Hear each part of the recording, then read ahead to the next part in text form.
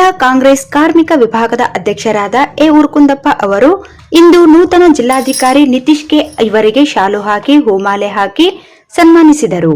ರಾಯಚೂರು ಜಿಲ್ಲೆಗೆ ಹೃತ್ಪೂರ್ವಕವಾಗಿ ಸ್ವಾಗತಿಸುವುದಾಗಿ ನುಡಿದರು.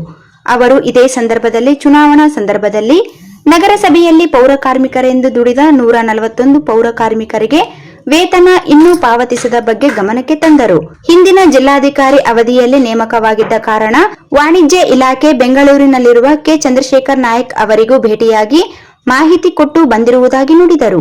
ನಿತೀಶ್ ಕೆ ಅವರಿಗೆ ವೇತನ ಪಾವತಿಗೆ ಬೇಕಾದ ಪೂರಕ ದಾಖಲೆಗಳು ಸಲ್ಲಿಸಿದರು. ಇದನ್ನು ಪರಿಶೀಲಿಸುವುದಾಗಿ ಜಿಲ್ಲಾಧಿಕಾರಿ ನಿತೀಶ್ ತಿಳಿಸಿದರು. World women's rights RK foundation ಜಿಲ್ಲಾ ಉಪಾಧ್ಯಕ್ಷರಾದ ಪ್ರತಾಪ್ ಯಾದವ್ ಅವರು ಸಹ ಇದ್ದರು.